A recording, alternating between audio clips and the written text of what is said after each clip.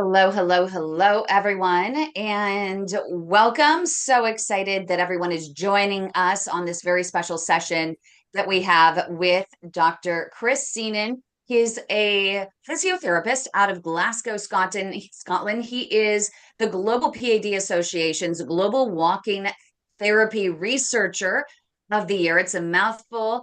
And he is just incredible. He helps people to walk, and grow those collateral vessels to reroute blood flow around blockages in their legs for a disease known as peripheral artery disease. It's a disease more prevalent and deadlier than most cancers combined. But guess what? There is so much you can do to prevent it and stall progression. You have the chance to take your health into your own hands and take steps to actually literally take steps to grow your own collateral network of vessels.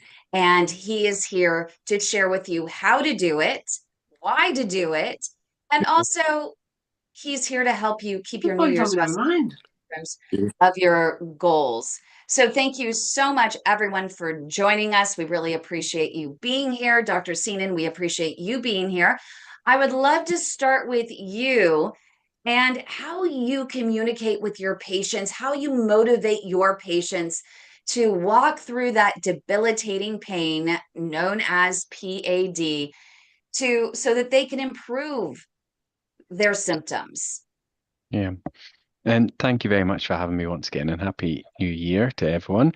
So that's a really good question. That bit of how do you get that motivation? So because I think everyone can get on board with the idea that walking is good. Exercise is good. Exercise helps, but that's almost not enough to help you do it.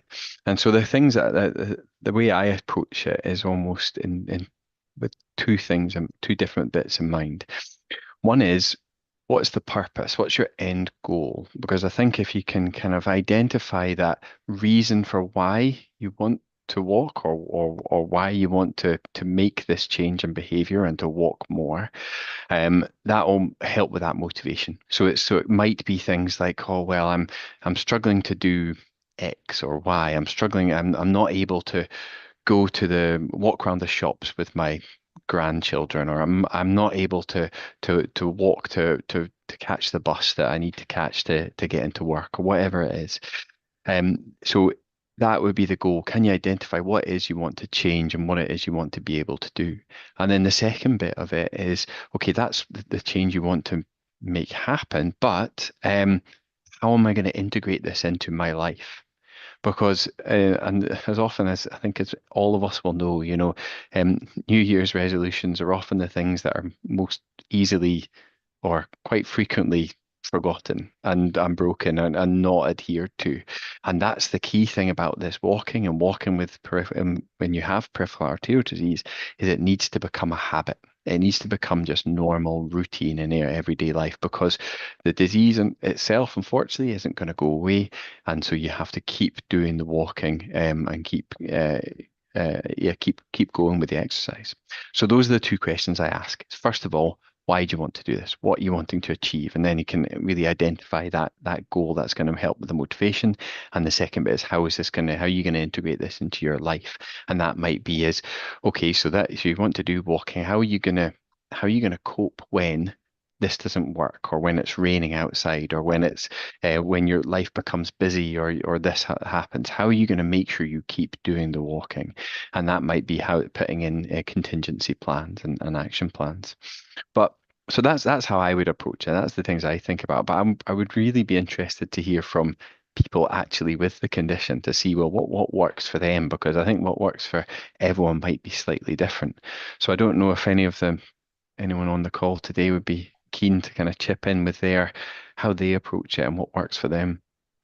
Yeah, I'd love to hear from Douglas. Douglas, what works for you to keep you motivated, get you walking and walking further, especially through that debilitating pain of PAD? My number one goal this year would be to do a 5K a week, every week. I walk every day. I continue my walking every day, but my goal is to do a 5K a week for the simple reason I like my legs and I would like to keep them attached. And the only way I know how to do that, I've learned, is to walk, walk, walk. Now, if I can't walk outside, I'm walking indoors. I'm using paper plates on the floors. I'm finding ways to move my feet. So if I'm watching a movie, an hour and a half movie, I can move my feet for an hour and a half while I'm sitting on the couch. It's still something. I'm staying active. The whole point is to stay active. And my number one goal would be to do a 5K a week. And I think that's cool. Maybe by the end of the year, I could walk a 10K. It may take me a while, but I want to be able to accomplish those things this year. I'm curious, Dr. Seenan's thoughts, because this isn't your typical PAD patient. And I think people who are watching right now, there might be some that might say, oh my gosh, he's a lot further than me. There's no way that I could do a 5K. That's not even realistic. Um, Everyone is at different levels. And Douglas, you're not walking these very fast. How long does it take you to complete a 5K? I joined a walking group. So last summer we did 10 5Ks every Monday night. I was the last one to finish every time, but I finished. There was a couple of times that everybody was gone and it was just me and my walking partner, the guy that helped me walk. And we were the last ones to finish, but I finished. And I did a 5K, but I had to stop 2 or 3 times sometimes and rest, but I finished. The whole point is to finish, is to not give up. However long it takes me to walk, I'm going to finish that walk. And Douglas, I'm curious because everyone wants to save their legs. It is important to walk to save your legs. But I mean, for a lot of people, it's not enough, surprisingly, to say, well, I want to walk to keep my legs. Is that I there has started to be something more what goes through your head to get through that debilitating pain My to journey push through? started 5 years ago, and you know this. I fell in a yard mowing a yard. I fell. I couldn't feel my legs. So it's taken me 5 years to get to this point of walking. I couldn't walk to the end of my trailer in the beginning. I couldn't walk to the mailbox. My neighbor had to get my mail because I couldn't walk to the mailbox.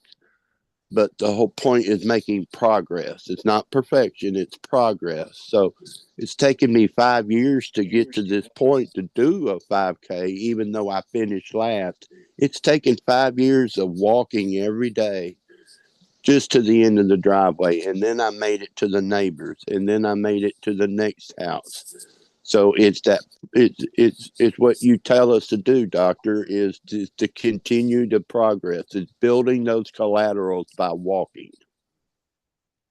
Yeah, and I think that's a really key point, and it's fantastic to hear your story. And it obviously takes a huge amount of motivation for yourself, and you are a very motivated individual. But I think that's the key thing is you're comparing yourself against yourself. And as you say, 5 years ago you weren't doing any sort of distances like this, but it's the way that you've.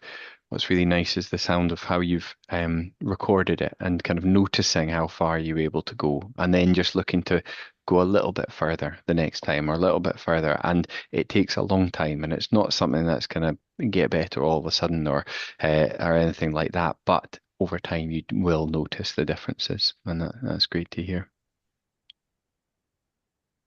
Is there anyone else? I think Pat wrote a little something in there. Pat, do you want to unmute and share your comment?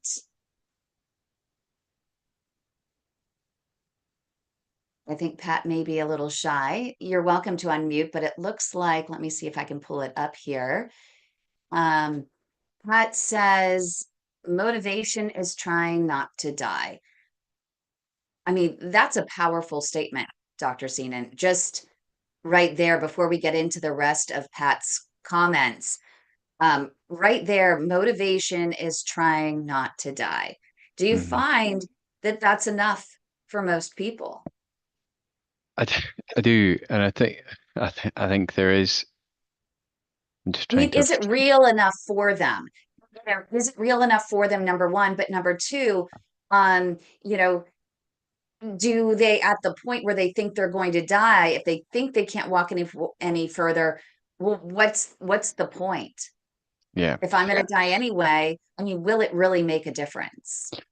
I know, and I think this is a difficult thing, and because everyone's journey is so different, and people often aren't experiencing PAD by itself, and they might have other issues, as you mentioned. I think that what's what's really useful, I think, is to realize the trajectory, the kind of the progression of the condition, and that this isn't something that any sort of intervention, walking or surgery or medications, there's nothing that's going to fix this. So there's nothing that takes the PAD away, that stops that process of atherosclerosis. All you can do is slow it down and slow down that progression and reduce your risk. And that's the key bit. And it's that understanding of risk. And that's maybe perhaps what you're tapping into, Pat, there, because I mean, a PAD doesn't mean you're necessarily going to die of PAD, but it increases your risk of dying of other things like heart attack or stroke or other cardiovascular conditions. And so, yeah, I think having that understanding and understanding that walking is one of the things you can do to help reduce that, but also at this whilst holding on to that, well, this is going to help, and also the understanding that it's not going to make this go away. And that's a difficult thing to understand. And I think a lot of the time that gets people down a huge amount. It's a very difficult thing to accept almost. And that's the number one thing I hear. The moment that there is a chain of vascular centers that have paid Google a lot of money here in the US to be the top dog in any search about PAD on Google. And the first thing that comes up for everyone is their website that says, you've been diagnosed with PAD, you're dead in 5 years. And I think that's such a disservice. I wish that Google would push that down, because that's actually simply not true. Yeah. It is not true now, especially more than ever when people are being diagnosed sooner rather than later, number one. And number two, there are more treatments available. And number three, there's a greater push and education on walking as medicine so that patients have the tools they need to become better partners in care and improve their prognosis. Yep.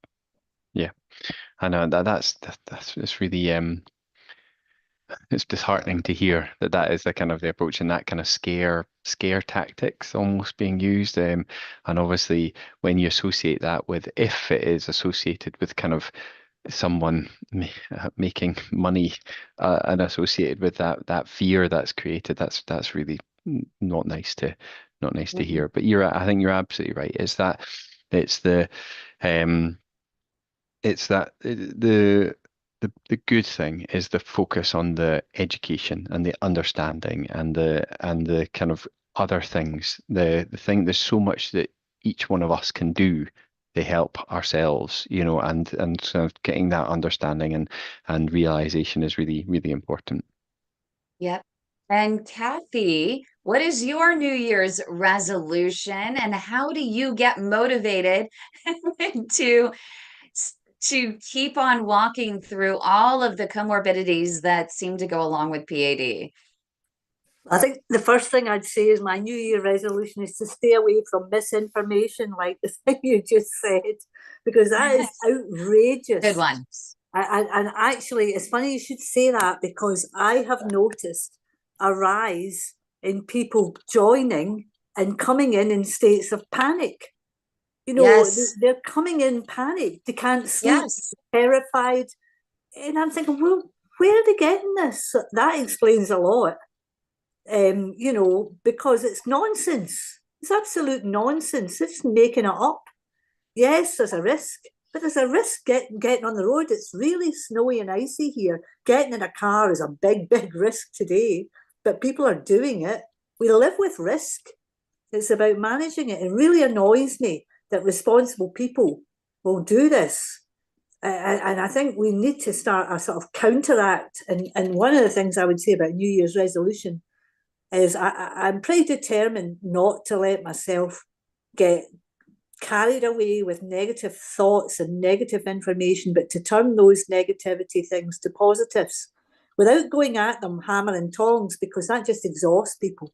I think thinking about fights and wars and battles and warriors is not great terminology. I think outwit the thing, outsmart the thing, outlive the thing, is what to do, and not to think you have to do it in some massive overnight change of many factors in your life, because people just get overwhelmed. They just can't deal with it. It's too much. They've got to give up smoking. They've got to cut out this. They've got to not eat sugar. They've got to eat healthy. They've got to walk. They've got to exercise. Your head would be absolutely nipping. You've just got to do it a little bit each day to try and improve the situation. And as each day, if you can do a little bit each day, then you will benefit the next day from the little bit you did the day before, whether that's a bit of mental health, whether it's a bit of walking, whether it's a bit of exercise, whether it's a bit of relaxation, or better diet choices, or less cigarettes, or less alcohol. A little bit, a little bit, a little bit will add up, multiply up. So my New Year resolution is to stay away from bad news. I love that. And Kathy, I'm wondering in our group, and this might be a separate conversation, I think it would be an incredible thread to start in both the UK groups and the US groups to say, please go out, scour the web, and let's find misinformation on PAD, and let's put together a list, and let's have doctors refute it live. Yeah. And have patients tell stories that demonstrate why that information is not true. So I'm giving that to you to own.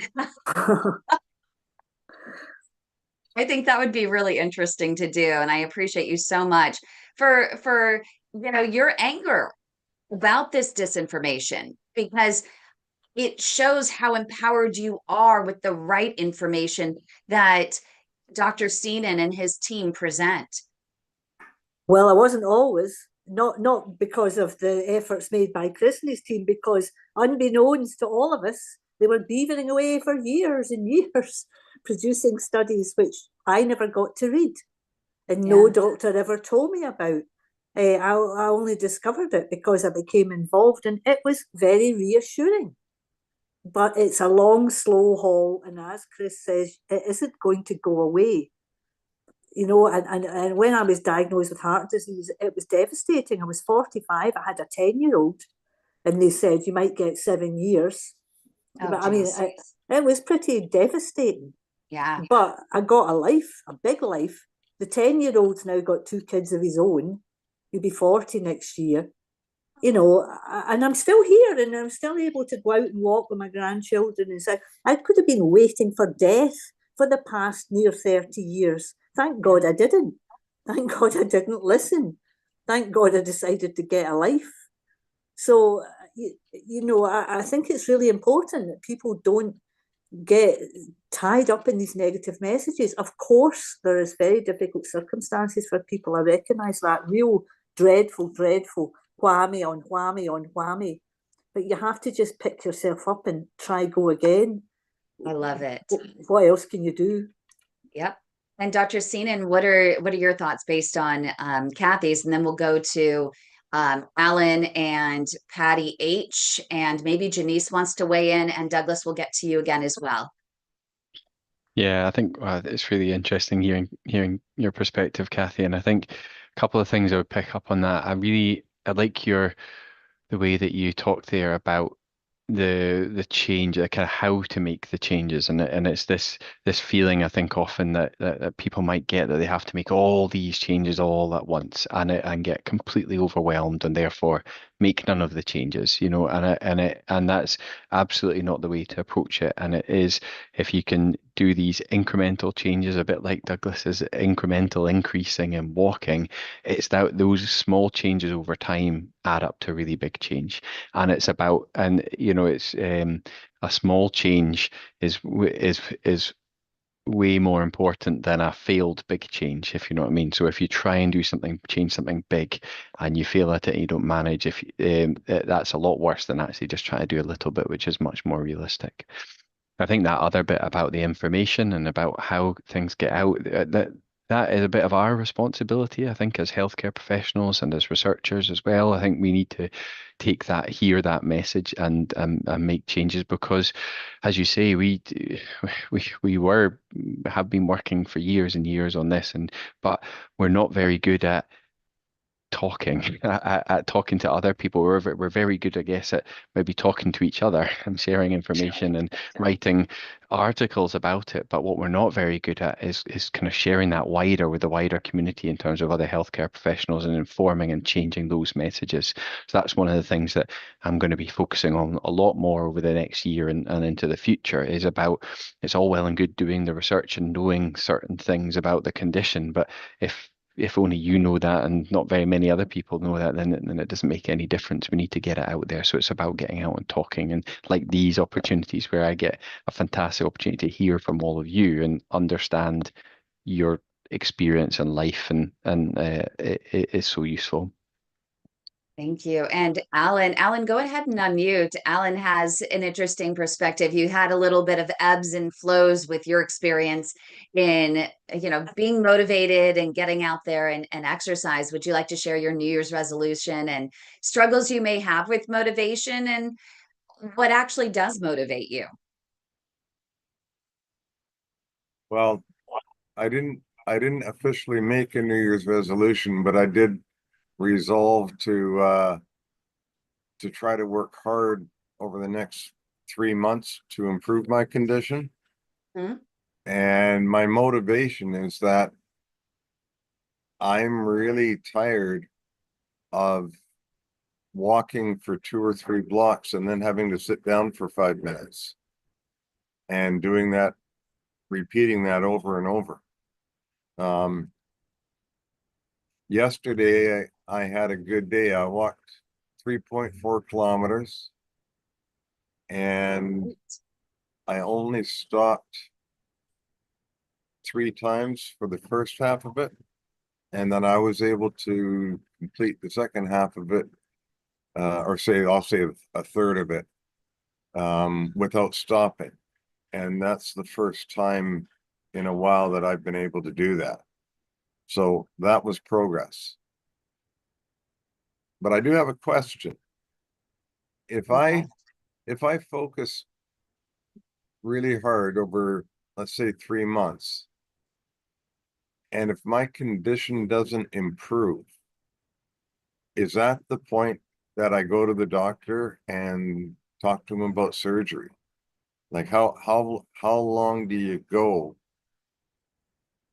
before you start looking at that route? I think that's a great question, Dr. Seenan. And I think that it'd be great to also address that, the standard for these walking programs for improvement has been three months. But it's not just about saying, I'm just going to go out and walk. There's a certain way you need to walk before you go to the doctor and you say, okay, it's not working for me. Because just doing a meander is not going to work. It's about treating your walking regimen each day as if you're in the gym pumping iron. You're really working out. And that's what it takes to improve it, right, Dr. Seenan? Yes, it does, and that is important. And I think the other thing I would mention there, I guess, is to consider what we call improvement. Because I think if you consider and you appreciate that peripheral arterial disease is a progressive condition. So if you did nothing, this condition, your walking distance would get worse over time, just because the atherosclerosis, the process kind of continues in the background. So actually, if you do 3 months of walking and you can walk as far as you did at the end of 3 months as you did on the first month, then actually I would consider that an improvement. Because what you've done is by doing that walking, or perhaps the other things you're doing, you've halted the progression of the disease. Do you know, in that way? So you've stopped it from getting worse. So no change equals improvement.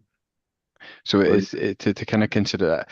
In terms the other bit of your question, I guess, in relation to the surgery is probably a bit more complex and very much individual because I think the way that I understand it, now I'm not a vascular surgeon and I'm not involved in these decisions in relation to when someone requires surgery or not, but my understanding of it is that it depends on the person, it depends on the lifestyle, it depends on how the disease is affecting that individual. So if the fact that, because there might be one person who can walk for 50 meters or 50 yards, and there's another person who can walk for 300 yards, but the person who can walk for 300 yards is more gets surgery, and the person that walks for 50 yards doesn't. And that is because that person who can walk for 300 yards 300 wasn't enough or was causing such impact on their life that it was unsustainable and then they needed an intervention for it, and it might have been for other reasons as well. Whereas the person who's able to walk for 50 yards is managing fine and managing their condition and can and does not require the risk that, because obviously surgery includes risk when you go for that. So what I wouldn't like to kind of suggest a time frame or a lack of improvement or anything in relation to when you should consider surgery. That needs to be an individual decision based between you, your physician, and everything else that's going on in your life. But I think going back to my original point is that don't be disheartened with a lack of improvement, because staying the same, I would consider improvement. That makes sense. Okay, thank you. Thank you for that. Okay. And we have, let's see, who else is here that we can call on? I'm not sure if Guy is here. Is Guy here and wants to comment or ask a question? We have an iPhone 5 and see if he wants to do. How about Janice? Janice, do you want to unmute and share your New Year's resolution and what motivates you or where you struggle with motivation? Yeah, I'm going to have to say that I struggle. I have been sick since before Christmas with a cough and then the stomach thing. So my motivation has been in the toilet because I'm just very weak and have a cough and shortness of breath because I got COPD too. So I'm not the best one for motivation, but I really liked what Dr. Seenan said about like not getting worse is improvement. So when I went to my vascular surgeon, which he immediately wanted to do surgery. That was like, he just rattled off about 7 surgeries. And I'm just like, whoa, my first time ever going to him. So that was like freaky after going through leukemia and all this other stuff. I'm like, is there anything I can do? And he's like, yeah, you can walk. I'm like, okay. So here we go. And There's then a whole bunch of surgeries versus, well, yeah, walking. now ask. You can Yeah. walk. Yeah. So walking seems a lot better to me. It's just, and I live by the beach, so I really have no reason to not, but I guess just all my other comorbidities make me, I don't know. And now it's cold. I mean, it's not really that cold. It's cold. It's 33 degrees, so that's cold. So I really, I mean, I could go to the beach and I could walk, but 33 degrees is cold in the beach. So, but I'm going to try. I really am going to try once I get rid of this cold that I have, which I guess is like hanging on for a lot of people. Then I'm definitely gonna start walking. My walking is going to Walmart with a grocery cart, which works, right? Does that help? Yes. Okay. That's really good. And I think that's what I mean in terms of when I said at the start about planning and making contingencies. Because as you say, when you're not feeling great, which happens for all of us, or if the weather is not so good, how can you manage to maintain or kind of keep going with your walking and going to Walmart with the shopping cart or whatever other way? That's brilliant, because what you're doing there is you're making plans, you're making contingencies and coping Mhm. when because things don't always go to plan. Things aren't always easy, and as you say, you've got other conditions you have to consider which make you know, what you need to do even trickier. Yeah. Thank you very much. I think that that's really important. I appreciate you so much, Denise, for your courage to speak up, because I think you represent a lot of patients out there that do have these multiple comorbidities. We have a lot of patients in our network for the Global PAD Association who do have COPD and other issues, respiratory issues with their lungs, which make it a little bit more difficult to push it with their legs. And I'm curious from Dr. Seenan's standpoint as to how you get someone who does have issues with their respiratory system to push it with their legs enough to grow the collateral vessels to an extent where they're going to experience the relief they need to delay or completely postpone any sort of surgery. Yeah, it's a big sorry, it's a big question. There's not Yes. an easy answer to that, I No, guess, I and figured it it's is, loaded. yeah, it's quite and it will be, and again, it's just different for each different individual, and because, as I mentioned there in response to Alan's question, that decision for surgery is complex and complicated in itself, and so there isn't almost one prescription or one type of thing that works. I think what it is about finding the thing that works for you, and the what we do have is the kind of a rough set of guidelines, which is the things like walking into pain. So walking, when you walk, try to push yourself at least into pain, and to do that at least 3 times a week for at least 30 minutes. These types of but these again are quite rough, general kind of recommendations. What I was going to share is we have, and I'm not sure if a wee while ago, and I'll post it in the chat here, but we created an infographic about how to do exercise and intermittent claudication. This was based on the kind of most recent evidence at that time. So this was back in, I think, 2018 or 2019. So I've posted it in the chat there. But what that does is that summarizes the recommendations. So kind of provides a kind of an easier way to kind of to describe what it is. And yeah, sorry if that's come across quite small. I can send a full copy of that. But that we publish that in a journal, but we also a lot of the kind of doctor surgeries and other places and gyms kind of have this up on the wall in the UK to kind of help provide a recommendations for exercise. So I will send a proper version of that around. Yeah, we would love Um, permission to post it on our website as well, with yeah, giving you guys the credit, if you don't mind, because this no, is absolutely spectacular. We love it. yeah, no, that's So absolutely fine. I and I guess the thing I was following that up with was we talk a lot about walking, but as Douglas mentioned earlier, walking's not the only way. It's there's many other ways. And I see I think was it Pat in the chat is asking, is there anything else we can do? What other things are you able to do? And absolutely, it doesn't have to be walking exercise. It can be cycling, it can be swimming, it can be, doing the exercise as you're sitting in your seat. But and then it's the other thing to add to all this is you can control your other risk factors, which help as well. And so that's as we've mentioned, it's the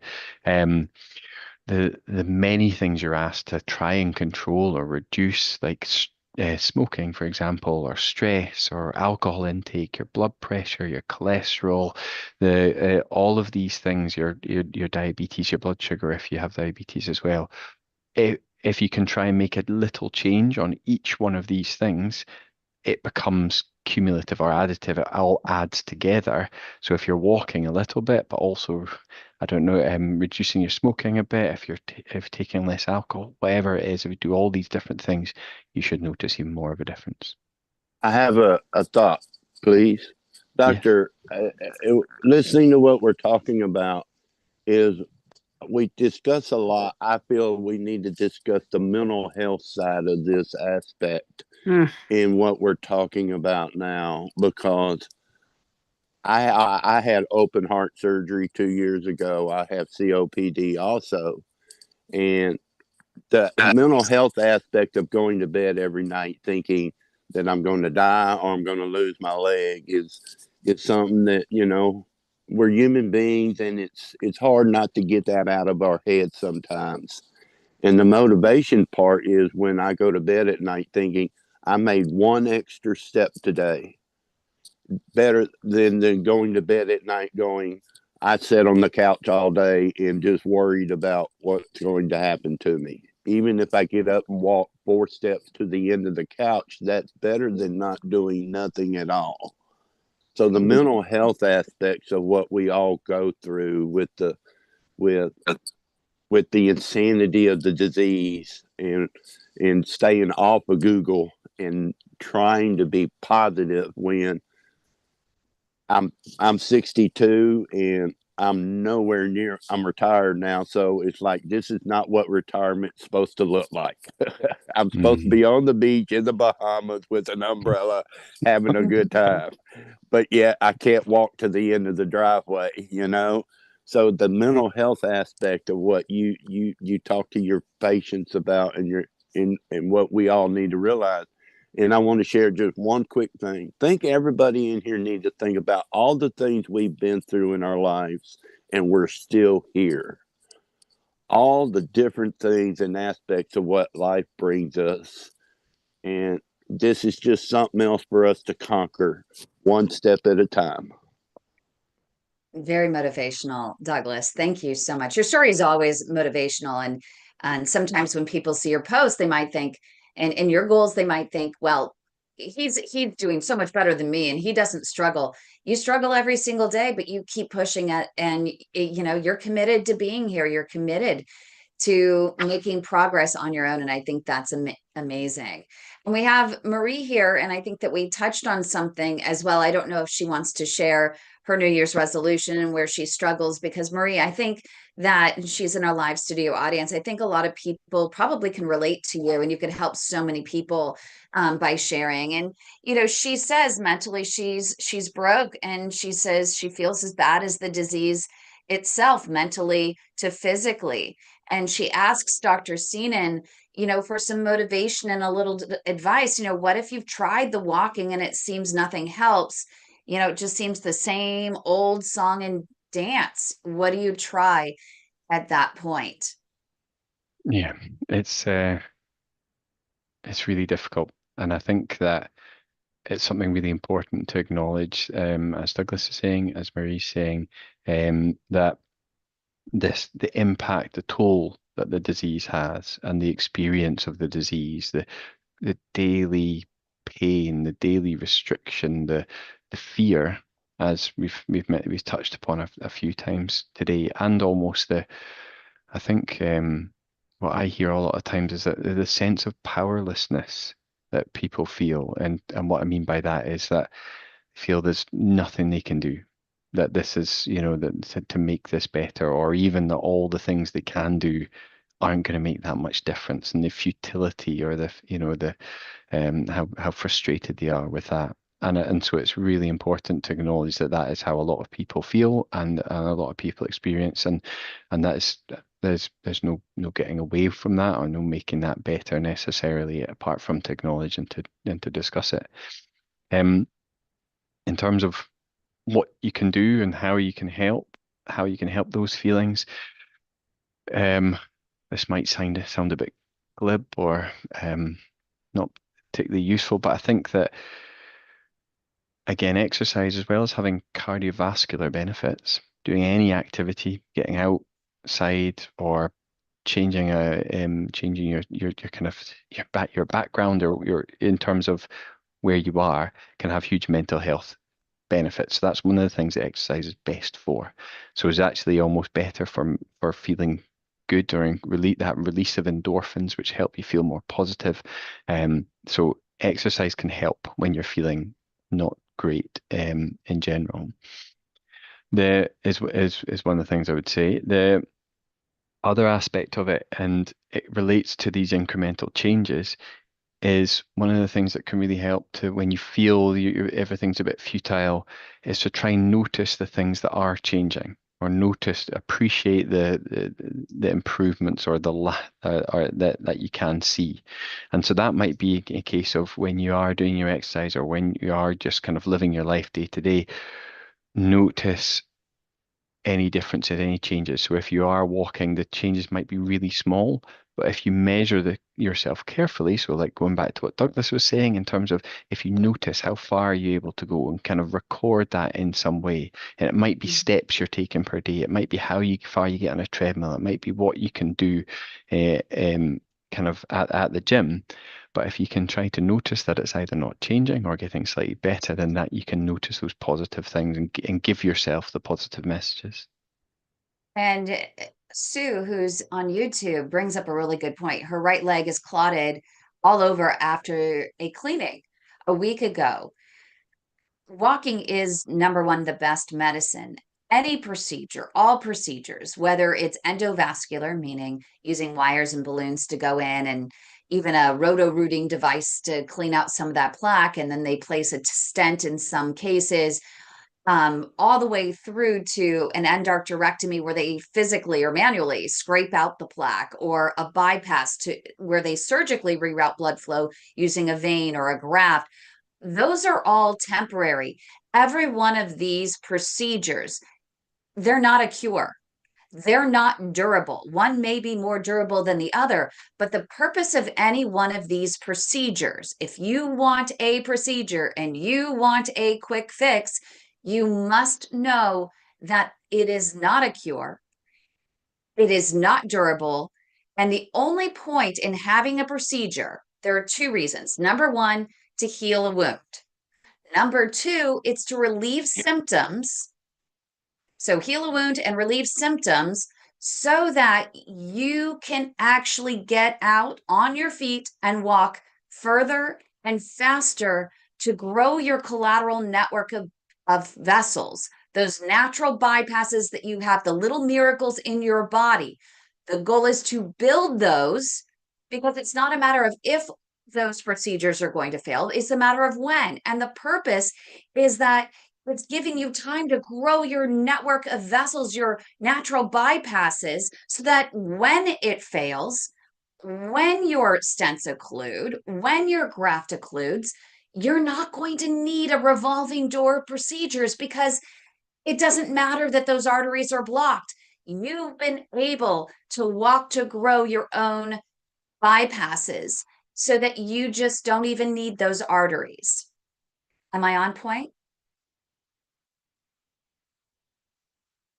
Absolutely. Sorry, I kind of yes, absolutely. I think that is a really important thing to acknowledge, is that these procedures, whatever the procedure are, is just a kind of a facilitation, a way of kind of opening up a little bit to allow you to do something else. It's not the end goal. It will not, as you say, that does generally. It's a way that, yeah, just helps you manage to do something else, and that's something else being the exercise, being the walking, being the other risk And management.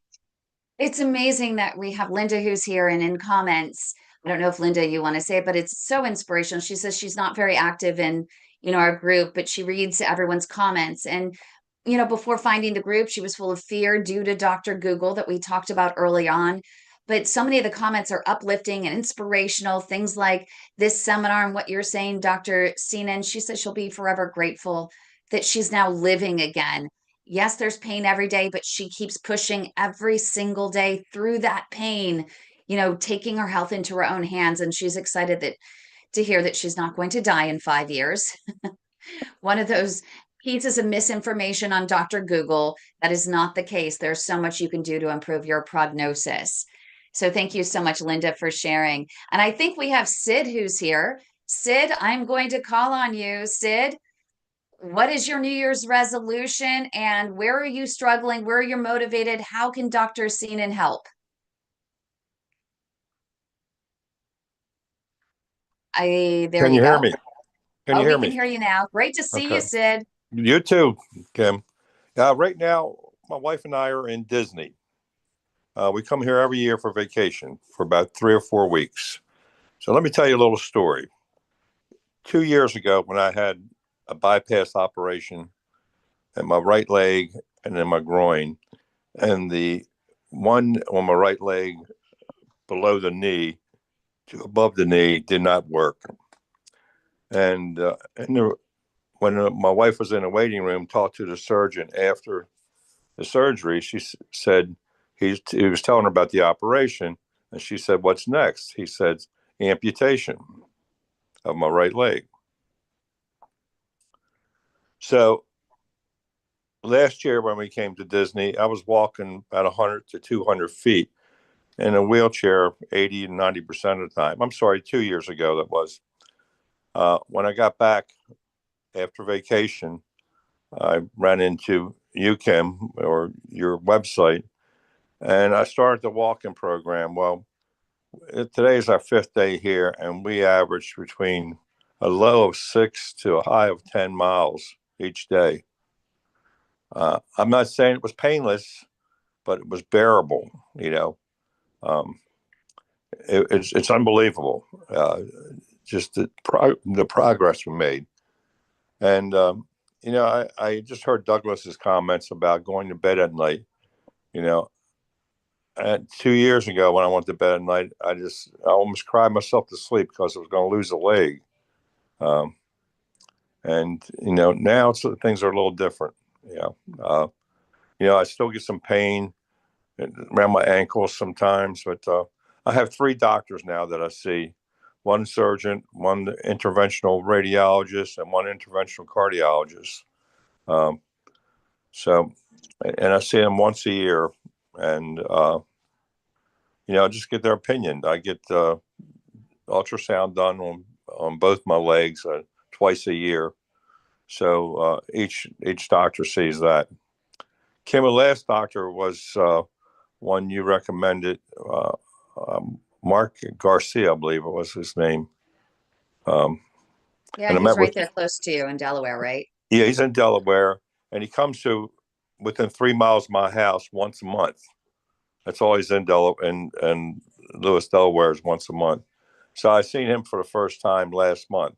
Seemed like a real nice fellow. And we had a good, he spent over an hour with my wife and myself just talking, which is unusual. These guys only want to spend 10 or 15 minutes, but whatever Medicare will pay, you know. But, I like the guy. Uh, he totally agree with what everybody else says that, hey, let's keep on doing what we're doing, And, sometimes I get some pains worse than others. I think, maybe I'll try to go in and clear some of this out, but um, I don't think it's necessary yet because, yeah. And the other thing we're doing, we're staying on the 5th floor, and naturally there's elevators, but twice a day, my wife and I are taking the steps, walking up the steps, and I can feel that. I mean, it kicks my ass, but excuse me, but we can make it. But I want to thank you again for all you've done, and I love listening to Dr. Phillips. I love listening to Douglas, and you know everybody that's helped you along this journey. They've been great for me. Yeah. That's amazing. Thank you so much, Sid, for sharing your story. I mean, that's incredible. I would love to hear Dr. Seenan's thoughts. I mean, we just had another patient that came to us just on Saturday that she ultimately did have a procedure that tried to open up the arteries, and of course they closed right away. But the whole agreement that she made with the doctor was that if he does a procedure to try and open up those arteries, that she was aware it was going to close and that she was going to do her part and walk, walk, walk. And so she did, and she was so proud of herself. She went from literally walking 2 minutes, Mm. Dr. Sina, to 25 minutes in less than 3 months. And she does her rebounder. She claims her rebounder actually helps her a lot. It's helped, she said, to improve her walking distance. But on the rebounder, she's gone from 4 minutes to 14 minutes, and she feels great. So she goes back into the doctor that she originally went to, who said amputation, before we got her the second opinion from someone who would just open things up. He said amputation. She went back to him. She's feeling great because she's like, hey, I just want to share with you, I don't need an amputation. I did get a little clean out, but I think my walking is what's doing the job for me. And he says, oh, your arteries are still blocked. You're still going to need amputation. And said, you're delusional to think that opening up these vessels at all was even, or walking is going to make a difference for you. And it was like, Yeah. oh my gosh, way to demotivate, get Right. your ego in the way. Because here she was, just like you, Sid, on the verge of amputation, told amputation, but yet on that point, you and her were able to walk your way into keeping your legs. Mm-hmm. Kim, we buy annual tickets to the parks at Disney. All the parks, Epcot, Magic Kingdom, Hollywood Studios, and we go in the parks just to walk. Because there's, you can walk miles and miles down here and see a lot. So it's been we've had this thing at Disney for almost 20 years. We've been coming here, so I thought it was going to end 2 years ago. But we're able to keep up with it, and there's fitness centers here that we go to, and That's brilliant. It's so yeah. It's so interesting to hear, Sid, your story, and very inspirational. And I think that, especially that your talk about the stairs, that kind of epitomizes what I talk about in terms of making things a habit. And it's these tiny choices, these really small things, small decisions, but they'll be making a huge difference. Going up 5 flights of stairs is incredible. That's huge. And as you say, it'll be incredibly sore. But the fact that you're doing that, well, each time you do that, you've got to say, well, it's another one in the bank, another kind of step in the right direction towards what you're trying to achieve. And I'm great that it's really heartening to hear that it's had an impact for you. I think for everyone it might be slightly different. You might see the similar changes or not, but it's brilliant to hear your story. Well, and when I'm at home, I'm on 90% of my walking's on a treadmill. And down here, not that there's huge hills, but there's inclines, and I can feel it. And I work through it. But it looks like everything's flat here, but it's not. There's a share of little hills and steps and stuff. Yeah. That's amazing. And Kim, for those, Kim, I want you to meet my wife. Oh yeah, we'd love to meet your wife. Where is she? She's right here. She's got to squeeze on Hi, in there. Kim. There Sandy. you are. You have done a wonderful job for my husband. Thank you so much. Oh, I appreciate you've been a great support system for him because, as you know, walking becomes a full-time job, right? With PAD, once you Yes. get to a point, you just have to realize it's a full-time job, and to have the support of the people around you, and especially the people around you that are normal, right, Dr. Seenan, that can walk faster, but you need someone that's going to be with you, that's going to walk at your pace and grow with you over time and be with you every step of the way. And so for you, I mean, that's amazing that you're doing that with him. And isn't it incredible that back then you couldn't walk more than one or 200 feet before you'd have to sit? I mean, how boring was that for you? And she was the one that heard the next thing's the amputation. I was still in the recovery room when that was said. Yeah, I was pretty shocked. And the surgeon is a friend of ours. And I was by myself. My daughter had just left, and I just sat there in shock. So, I mean, but he just went through a 7-hour operation, which was supposed to be 3. So that he walks every day. Not one day passes that he doesn't. So I'm proud of him. Through, even if he has a cold or anything like that, yes. he still pushes. He still does his walking. Yes. How do you push through that? How do you prepare yourself mentally for, I mean, when I'm sick, don't bother me. I have the covers over my head and I'm not going anywhere. Well, fortunately, he's not really been that sick. So, yeah, so we're happy about that. But thank you again. Thank you for all of your support. He listens to you just about every day. Oh, So, good. Yes. And I think Douglas wants to jump in, and I don't know if he has it. You have a question for Sid and his wife? Right. Yes. Douglas? He's got to unmute. Okay. He's trying to unmute. There, He's not, did it there he is. unmute? Yes, Yeah, it did. Douglas, how are you? What's up, bud? Say hello to Minnie for me. I miss her. So say hello to Minnie. But when you started 2 years ago to where you are today, you mentioned the roller coaster ride. Has it just continually improved at each step in each day that you've taken? Yes, it has. You know, I started on the treadmill at just under 2 mile an hour. Now I'm just under 3 mile an hour, and you know, my amount of time I spent on there before I take a break is much longer than what it used to be. You know, and I'm challenged just by that, just by watching the length of time I'm on there and the speed that I'm walking. And I've lost some weight too, which has helped. And that goes to Kim, that question I had for Dr. Sheehan about Dr. Sheehan. I talked to a friend of mine. He's in the program, but he's working 7/12s, and it's hard for him to get out and walk. But Right. he works, and the question is, if you can't do that, continually walking to get into that collateral state.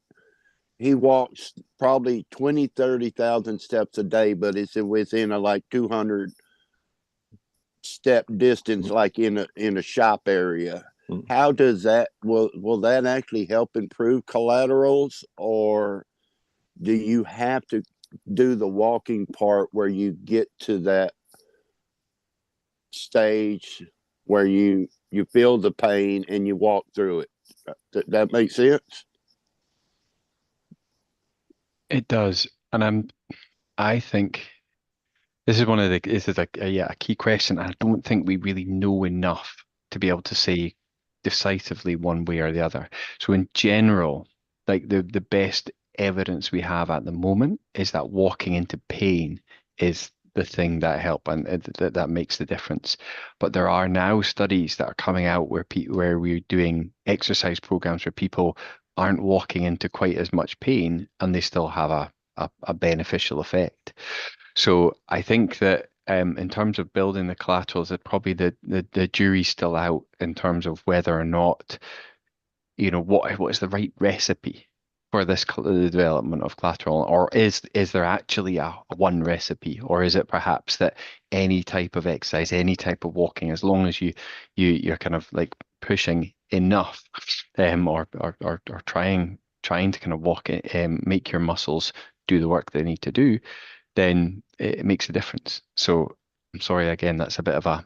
But that's why we have our walking program where, right, Kim, where you can join our walking program, and it's a helpful process that we help you and we help guide you, and we can give you that motivation to keep walking and to walk past that pain, take that next step, right, Kim? It is, and it's a free remote walking program, which I haven't. I'm not sure if Dr. Seenan has downloaded it yet to give us any feedback and how we can improve on it. But we made it incredibly primitive. It was designed by patients for patients to make it as simple as possible to follow, and it's the only one out there that actually truly tracks claudication and allows you to independently track the claudication time. And, patients tell us that they're improving because now they can actually see what they're doing. And it gives them a little extra motivation that when they click the button pain, from that point, they're going to walk, walk, walk. And some of them tell me that they walk even faster at that point to push through to the point where that pain gets so bad that they feel like they need to rest and then continue walking again. But Dr. Seenan, I know we've talked about doing studies to see if something like this, even something so simple as just this remote app coupled with community, peer support and motivation, and frequent live Q&As such as this, where they can in real time ask the questions that they're struggling with to maintain their program. That how it would help people and how it would improve their prognosis versus just saying, go home and walk, walk, walk, or just doing a set program for 3 months. I mean, what is it that's going to help them to get past that 3 month set program or supervised exercise therapy where they're going on a treadmill? What's going to make them continue that at home? Because Yeah. it's not just 3 months that changes your life unless it becomes a habit. Yeah. And I think that's it. And I think the walking program is fantastic. And as for all the reasons you just mentioned there, it's that the mixture of the tracking and the motivation to do it with the alerts and the reminders, but then also the community and the support that you get from just share, as we've seen even this afternoon or today, with the sharing of experience and realizing that you're not the only one feeling what you're feeling, or getting advice from others who are living the same life that you are, and experiencing the same condition. I think that all of these things together help to provide that support, as you say, that encourages the long-term change, the habit change that makes the difference. Yeah. And do you have just a couple minutes? I know Marcia just joined in. She has a question for you. Yeah. Marcia, go ahead. Yes, good afternoon. I'm sorry I caught the tail end of this. I was at another meeting, actually. I have a question. I'm facing an amputation of my great right toe. And so my question is, how does a person rearrange their walking?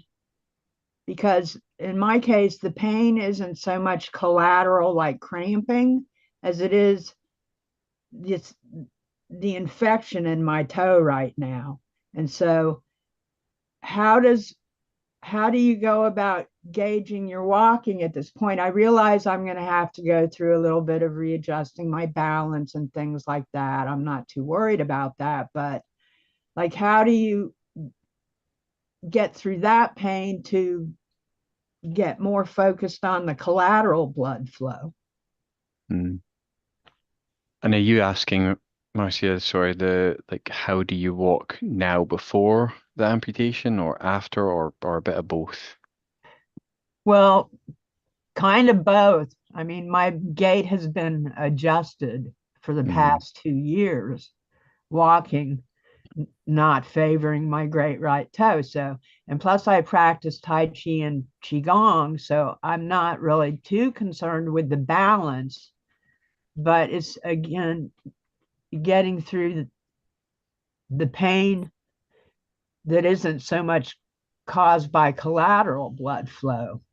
Yeah. Yeah, and I can see it's quite a unique challenge, or a difficult challenge regardless, as you say, because it's this pain from a different source, but it's associated, it's similar to those. I think I've talked to others before who might have, for example, arthritis of the knee, or perhaps back pain, or COPD, as Janice was talking about earlier, and having these other things that complicate the experience of walking and doing the exercise. I think that it's probably, and I feel I've said this a lot today, and I promise it's not a cop out, but it it depends on you and what works for you and what your normal routine is. Because I could suggest, maybe doing like different types of exercises and doing some strengthening work perhaps in your legs to avoid, which you might be able to do using like a TheraBand or other things like that. The resistance band might be useful, but I would only recommend that if that worked for you, and if that was useful and something that you were likely to kind of adhere to. So I don't know if sorry not to have a better cohesive answer. Well, thank you. I think some of this is intuitive on the part of the patient. Yeah. As we learn to listen to our bodies. And so I think I'm on the right road. It's just a question that's been on my mind a lot. And Marcia, you're always on the right, road. You're very motivated, and even when you're not motivated, you have the intention of being motivated and doing what you need to do to get back on your feet. We do have a lot of, members of our network who end up with an amputation and use it as, and I don't be insulted by this, but it is still an excuse not to exercise, an excuse not to walk.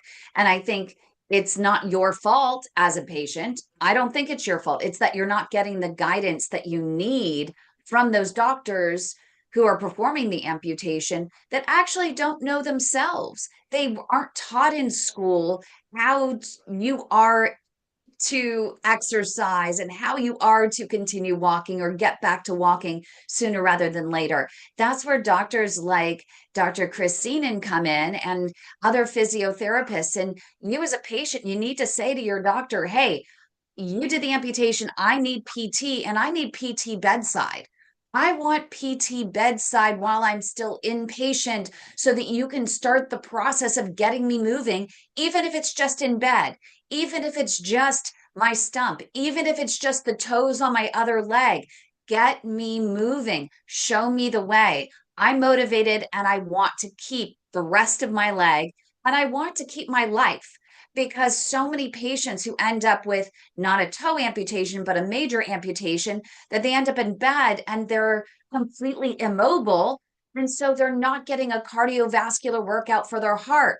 Tell your doctor, get me a hand cycle. Get the foot cycle, use it for your hands, and get that that heart rate up using your hands. Your hands aren't removed. Use your hands to still get that cardiovascular workout. Right, Dr. Seenan?